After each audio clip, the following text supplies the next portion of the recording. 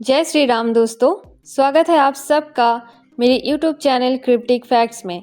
आज के इस वीडियो में हम जानेंगे आखिर क्यों माता सीता को इतने साल दूर रहना पड़ा था श्री राम जी से। वीडियो में आगे बढ़ने से पहले अगर आप इस चैनल पर नए हैं तो चैनल को सब्सक्राइब कर लीजिए, वीडियो को लाइक कर दीजिएगा अगर अच्छी लगेगी तो, और कमेंट में जय सिया राम लिखना बिल्कुल ना भूलें।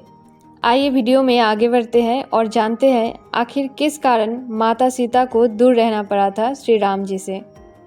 एक बार सीता जी अपने सहेलियों के साथ जनक जी के महल के बगीचे में मनोरंजन के लिए गई। वहां पर एक वृक्ष पर उन्होंने तोते के एक जोड़े को देखा। दोनों आपस में बात कर रहे थे। एक ने कहा कि अयोध्या में एक सुंदर और प्रतापी कुमार है जिनका नाम श्री राम है, उनसे सीता जी का विवाह होगा। श्री राम 11,000 वर्षों तक इस धरती पर राज करेंगे। सीता और राम दोनों एक दूसरे के जीवन साथी की तरह इस धरती पर सुख से जीवन बिताएंगे। सीता ने अपना नाम सुना तो दोनों पक्षी की बातें गौर से सुनने लगी। उन्हें अपने जीवन के बारे में और बातें सुनने की इच्छा हुई। सभी सहेलियों से कहकर उन्होंने दोनों पक्षी को पकड़वा लिया। सीता ने उन्हें प्यार से सहलाया और कहा, भय मत करो, तुम बड़ी अच्छी बातें करते हो। ये बताओ, ये ज्ञान तुम्हें कहाँ से मिला? मुझसे डरने की ज़रूरत नहीं है। दोनों का डर समाप्त हुआ। वो समझ गए कि ये स्वयं सीता है। दोनों ने बताया कि वाल्मीकि नाम के एक महर्षि है, वो उनके आश्रम में ही रहते हैं। वाल्मीकि रोज श्री राम और सीता के जीवन की चर्चा करते हैं।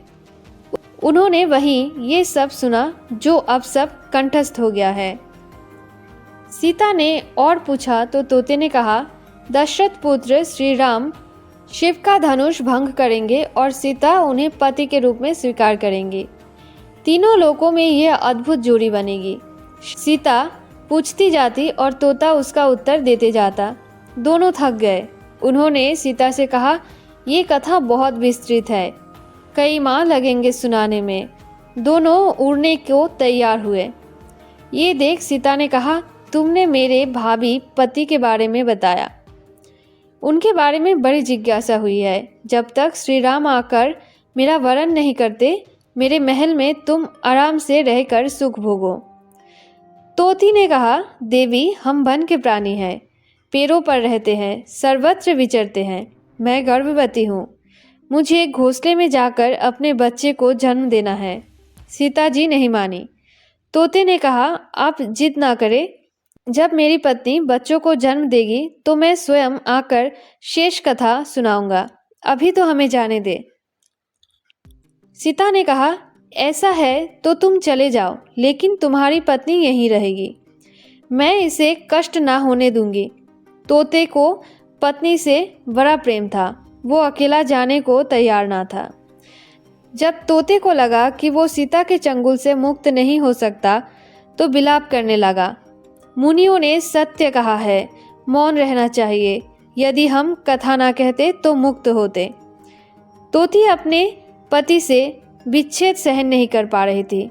उसने सीता को कहा, आप मुझे पति से अलग ना करें, वरना मैं आपको श्राप दे दूंगी। सीता हंसने लगी। उन्होंने कहा, श्राप देना है तो दे दो, राजकुमारी को पक्षी के श्राप से क्या ही बिगड़ेगा।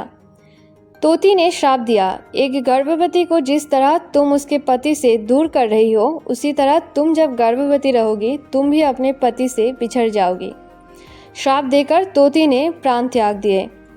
पत्नी को मरता देख तोता क्रोध में बोला, अपनी पत्नी के वचन सत्य करने के लिए मैं ईश्वर को प्रसन्न कर श्री राम के नगर में जन्म लूंगा और अपनी पत्नी का श्राप सत्य करने का माध्यम बनूंगा।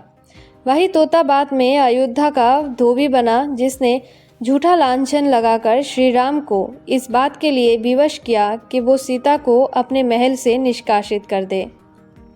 तो ये थी वो कारण जिस कारण माता सीता को श्री राम जी से इतने साल दूर रहना पड़ा।